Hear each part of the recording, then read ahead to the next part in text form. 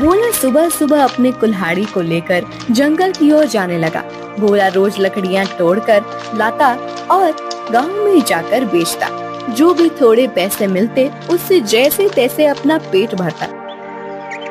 उस दिन जब भोला लकड़ी काटने गया, उसने देखा कि बहुत सारे पेड़ पहले से ही कटे हुए हैं। फिर अरे ये क्या, लगता है आज कलुआ मुझसे पहले आकर लकड़ियां तोड़कर चला गया। वैसे भी कलुआ को तो मुझसे बहुत ज्यादा लकड़ियों की जरूरत होती है, इसीलिए आया होगा। चलो अब जंगल के और अंदर जाना होगा। भोला और अंदर चला गया। उसने देखा कि बीच जंगल में बहुत से पेड़ थे।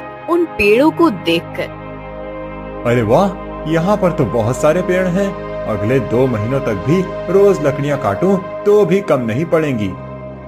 भोले ने पेड़ काटने के लिए कुल्हाड़ी उठाई। तभी उसने देखा कि ऊपर एक बंदरिया अपने नवजात बच्चे के साथ उस पेड़ पर बैठकर फल खा रही थी।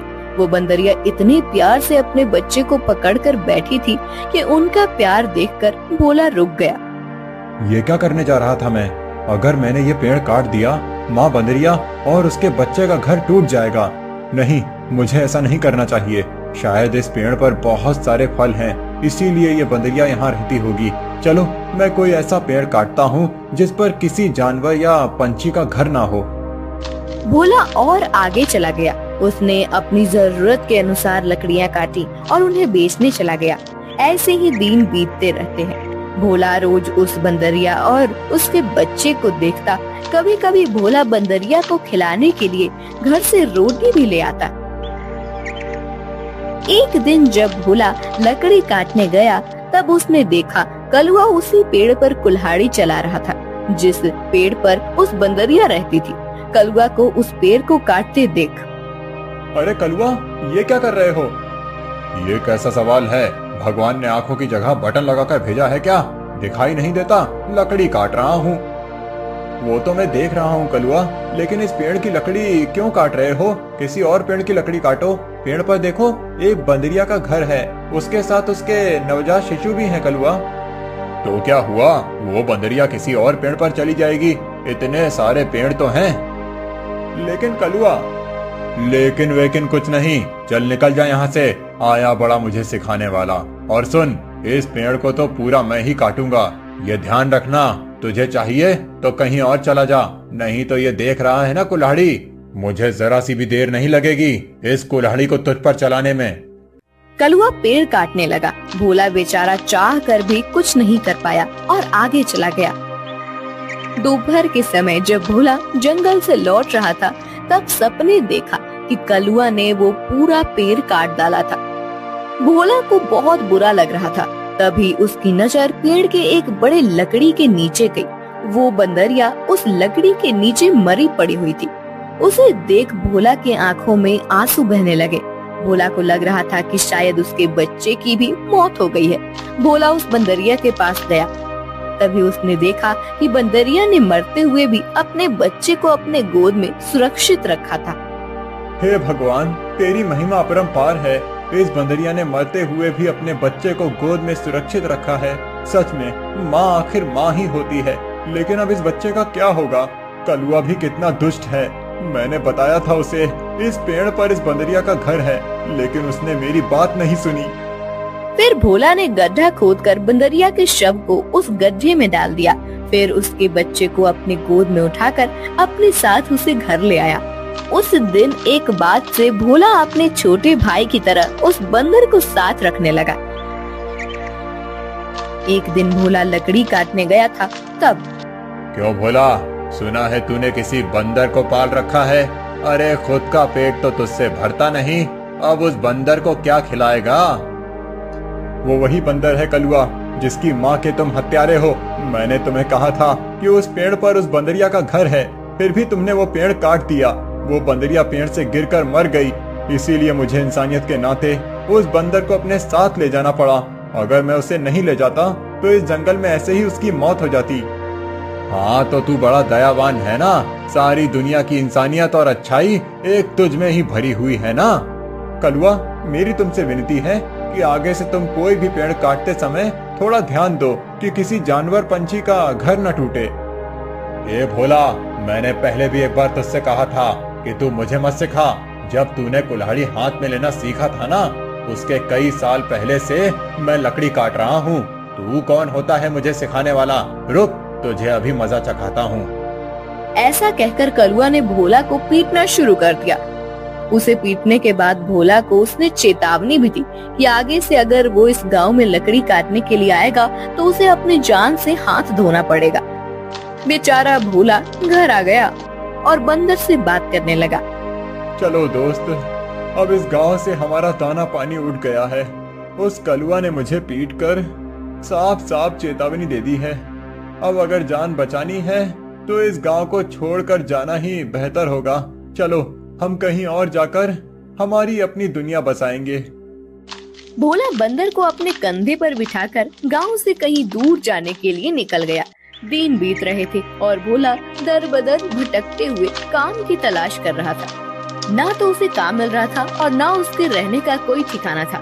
जैसे तैसे अपने लिए और बंदर के लिए वो एक वक्त का खाना जुटा पा रहा था। एक दिन ऐसे ही वो थक कर एक पेड़ के नीचे बैठा हुआ था। बंदर उसकी गोद में सोया हुआ था। तभी वहाँ एक योगी बाबा आए। प्रणाम योगी बाबा। कल्याण हो पुत्र। एक बात बताओ, तुम इस बंदर को ऐसे गोद में लेकर क्यों बैठे हो? बाबा, इसने अपनी माँ को खो दिया है। इसका इस दुनिया में कोई नहीं है, इसीलिए मैं इसे अपने साथ अपने घर ले आया था। लेकिन हमारे गांव के एक गुंडे की वजह से मुझे गांव छोड़ना पड़ा। अब मैं काम और सर पर छत ढूंढते हुए दर दर भटक रहा हूँ। पुत्र, तुम्हारा हृदय सच में कोमल है। तुमसे किसी का भी दुख नहीं देखा जाता। तुमने इस अनाथ बंदर की जिम्मेदारी लेकर इसे एक परिवार दिया है। तुम अगर चाहो तो मेरे साथ मेरे आश्रम में रह सकते हो। मेरे आश्रम में मेरे कुछ शिष्य रहते हैं और कई बार कितने साधु भी आते हैं। उनके भोजन और रहने की व्यवस्था की जिम्मेदारी अगर तुम उठाओ तो मुझे बहुत आनंद होगा। ये तो मेरी खुशनसीबी है बाबा। मुझे आपके साथ रहने में सचमुच खुशी होगी। लेकिन बाबा, मेरा ये बंदर भी मेरे साथ आएगा। मैं इसे कहीं नहीं छोड़ सकता। हाँ पुत्र, तुम इसके साथ आ सकते हो। भोला बाबा के साथ उनके आश्रम चला गया। भोला अब योगी बाबा के आश्रम में सफाई, भोजन, व्यवस्था, हवन की सामग्री ले आना, बाबा जी के शिष्यों की सहायता करना, ऐसे सारे काम करने लगा। भोला का बंदर हमेशा उसके साथ रहता था। योगी बाबा भोला का काम और उसकी काम के प्रति निष्ठा देखकर खुश थे। बाबा हमेशा अपने बाकी शिष्य और साधुओं से भोला की तारीफ करते थे। बाबा जी का एक शिष्य था मानिक, जो भोला की तारीफ से बहुत जलता था। उसे लगता था कि भोला तो एक साधारण लड़का है, फिर भी बाबा जी उसकी बड़ी तारीफ करते हैं। जबकि मैं इतनी पढ़ाई करता हूँ, वेद पाठ करता हूँ, फिर भी बाबा जी को मेरी कोई अहमियत नहीं है। एक दिन, माणिक भैया, ये लीजिए, आपके लिए ये ताजे फल लेकर आया हूँ। भोला, आजकल तुम ज्यादा आलसी हो चुके हो। तुम्हें ज्यादा खाना ना पकाना पड़े, इसीलिए तुम ये फल लेकर आते हो। ऐसी बात नहीं है भैया, वो बाबूजी ने आज सबको फलहार करने को कहा है, इसीलिए मैं फल लेकर आया था। भोला बात कर ही रहा था कि तभी उसका दोस्त बंदर आया और उसने मानिक के फल खा लिए। अरे अरे, ये क्या? अरे संभालो तुम्हारे इस बंदर को। पूरे आश्रम को सर पर उठाकर रखा है। ये बंदर मेरे फल खा गया। भोला, अभी के अभी इस बंदर को भगाओ इस आश्रम से, नहीं तो मैं योगी बाबा से इसकी शिकायत करूंगा। मानिक भैया, मैं आपसे माफी मांगता हूँ और आपके लिए और फल लेकर आता हूँ, लेकिन मेरे इस भाई को मैं अपने से अलग नहीं कर सकता। मानिक को भोला पर बहुत गुस्सा आया। उसने योगी बाबा से भोला की शिकायत की, लेकिन बाबा जी ने भोला का पक्ष लेकर मानिक को ही सुना दिया और ध्यान मग्न हो गए। आज तो हद हो गई। इसकी वजह से गुरुजी ने मुझे डांटा। इसका कुछ करना ही पड़ेगा, लेकिन इस तरह कि मेरा नाम कहीं न जाए और इसकी छुट्टी हो जाए। कुछ दिन के बाद योगी बाबा को उस गांव के राजा ने अपने राजमहल में आने का आमंत्रण दिया। योगी बाबा अपने शिष्यों के साथ भोला को लेकर राजमहल चले गए। राजा ने उनकी बड़ी आओ भगत की। 2 दिन राजमहल में रहने के बाद सब आश्रम लौट गए। फिर 2 दिन के बाद राजा अपने कुछ दास और प्रधान के साथ आश्रम आए। क्षमा करें बाबूजी, यहाँ आकर आपको कष्ट दे रहा हूँ, लेकिन बात ही ऐसी है कि मुझे स्वयं आपकी भेंट लेने आना पड़ा। कोई बात नहीं, आपके आने का कारण बताइए। समझ नहीं आ रहा कैसे कहूँ बाबूजी, 2 दिनों से हमारी महारानी का नवलखा हार कहीं गुम हो गया है। समझ नहीं आ रहा कि कहाँ गायब हो गया। साफ साफ बताइए कि आप क्या कहना चाहते हैं। क्या हमारे जाने के बाद से वो हार गुम हुआ है? सच कहूँ तो हाँ। मतलब हम में से किसी ने वो हार चुराया है, ऐसा कहना है आपका? नहीं बाबूजी, मैं आप पर शक करने का पाप नहीं कर सकता, लेकिन महारानी की वजह से मुझे यहाँ पर आना पड़ा। महाराज, आपके यहाँ आने की वजह से मुझे कोई आपत्ति नहीं हुई, लेकिन मैं अपने सारे शिष्यों को अच्छे से जानता हूँ। मेरे शिष्यों में से कोई भी चोरी जैसा पाप नहीं कर सकता। फिर भी अगर आपको तसल्ली ना हो तो आप सबकी तलाश ले सकते हैं। राजा के साथ आए हुए दासों ने सबकी तलाशी ली। तब उन्हें भोला की झोली में वो 9 लखा हार छुपाया हुआ मिला। वो भोला को पकड़कर ले गए। छोड़ो मुझे, मैंने कुछ नहीं किया है। बाबूजी, मैं सच कह रहा हूँ, मैंने चोरी नहीं की। भोला, तुमने चोरी की है? मैं सोच भी नहीं सकता था कि तुम इतनी गिरी हुई हरकत कर सकते हो। नहीं नहीं मालिक भैया, मैं सच कह रहा हूँ, मैंने कुछ नहीं किया। मैंने उस हार को देखा भी नहीं था। बाबूजी, ये लड़का रंगे हाथों पकड़ा गया है। अब मैं कुछ नहीं कर सकता। मुझे इसे सजा दिलाने के लिए महल लेकर जाना होगा। बाबूजी, मुझे बचा लीजिए, मैंने सच में कुछ नहीं किया। आप मुझे जानते हैं, मैं चोरी के बारे में सोच भी नहीं सकता। बुरे से बुरे वक्त में भी मैंने चोरी नहीं की, तो अब क्या करूँगा? मेरा विश्वास कीजिए। राजा के दास भोला को ले जाने लगे। तभी उनके पीछे से आवाज आई, रुकिए, मेरे भाई ने चोरी नहीं की है। सबने पीछे मुड़कर देखा। भोला का बंदर पीछे खड़ा होकर बोल रहा था, महाराज, मेरे भाई ने चोरी नहीं की है। ये हार किसी ने जानबूझकर उसके झोले में डाला है। ये क्या, एक बोलने वाला बंदर? हाँ, मैं एक बोलने वाला बंदर हूँ। मेरे बचपन से लेकर भाई मुझसे बात करते आए हैं। ये रोज मुझसे ढेर सारी बातें करते हैं। उन्हें बोलते हुए देख और उनकी बातें सुनकर ही मैंने बोलना सीखा है। मैं दावे के साथ कह सकता हूँ, मेरे भाई ने चोरी नहीं की है। अच्छा, तो तुम दावे के साथ कह रहे हो, तो तुम्हें ये भी पता होगा कि ये हार जानबूझकर इसकी झोली में किसने डाला? हाँ, मुझे पता है। इस माड़िक ने मेरे भाई के झोले में वो हार डाल दिया था। क्या तुम सच बोल रहे हो?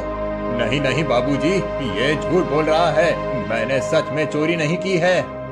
तुम्हारी लड़खड़ाती हुई जुबान ने सब सच कह दिया है माड़िक। मैं कभी सोच ही नहीं सकता था कि तुम ऐसा करोगे। सच सच बताओ, तुमने चोरी क्यों की? और उसका इल्जाम बेचारे भोला पर डालकर क्या करना चाहते थे तुम? मानिक ने अपनी जलन के बारे में सब सच सच बाबा जी को बता दिया। महारानी के हार की चोरी के जुर्म में मानिक को पकड़ लिया गया। फिर भोला, तुम्हारा ये बंदर सच में बड़े काम का है।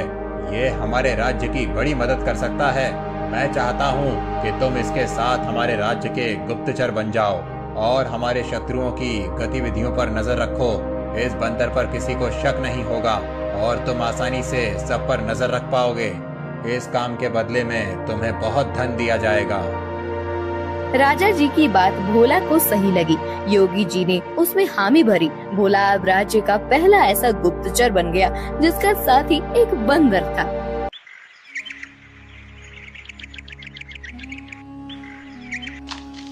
रूपा अपना पिज्जा का ठेला लेकर जा रही थी। ले लो, गरम पिज्जा ले लो, वेज पिज्जा, चीज पिज्जा ले लो। बहुत दिनों से रूपा का पिज्जा का धंधा कुछ ठीक से नहीं चल रहा था।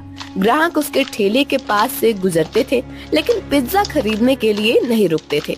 तभी वहाँ रूपा के पिता की उम्र का किशोरी लाल आया। किशोरी लाल सीटी बजाते हुए, अरे वाह, आज तो लगता है मेरी नसीब बहुत जोरों पर है। सुबह सुबह चिकनी चमेली के दर्शन हो गए। मेरा रास्ता छोड़िए। अरे रास्ता छोड़े मेरे दुश्मन।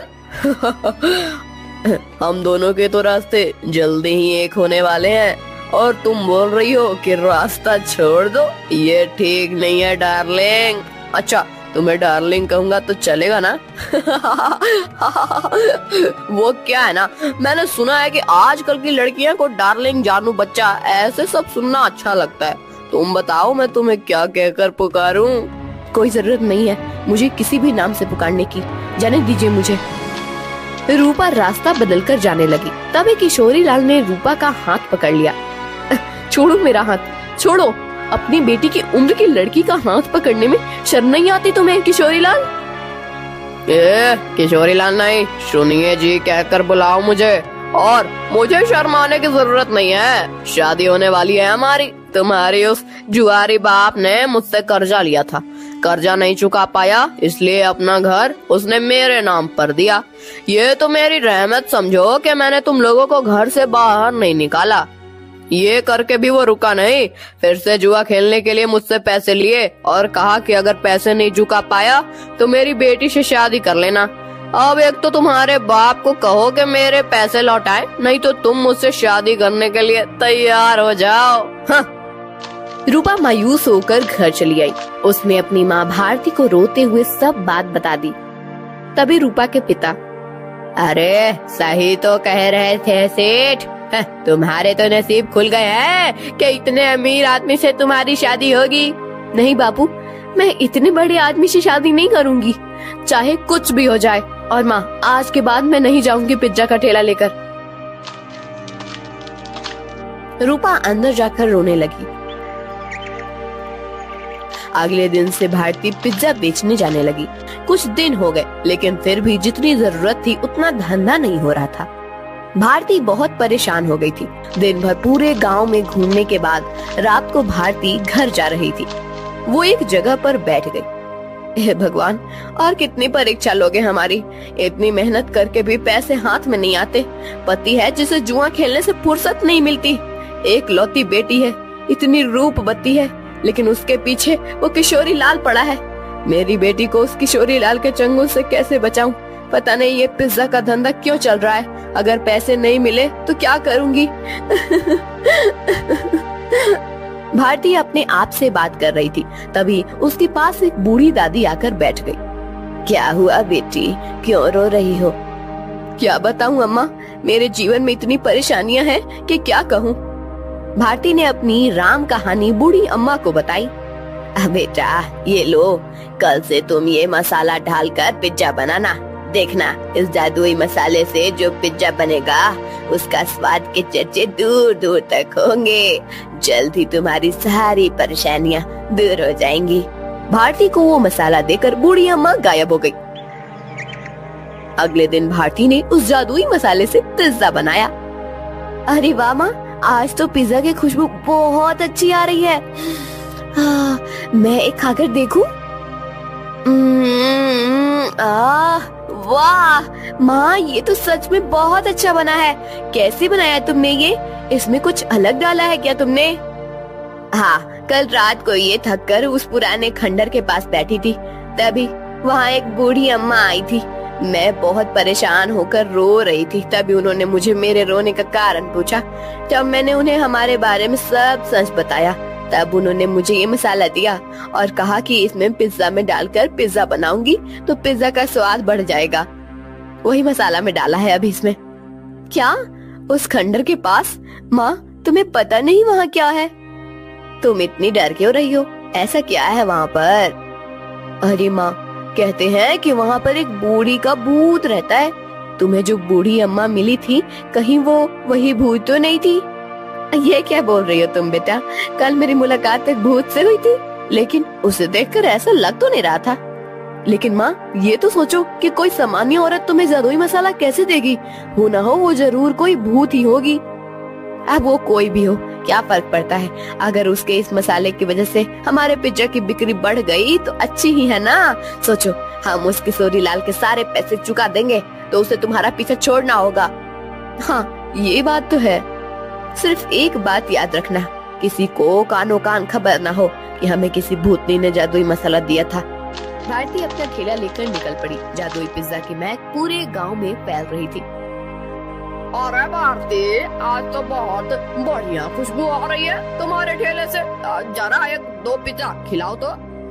भारती ने लालचंद को गर्मा गर्म पिज्जा सॉस के साथ दिया। लालचंद पिज्जा खाने लगा। अरे वाह क्या स्वाद है, वाह वाह मजा आ गया।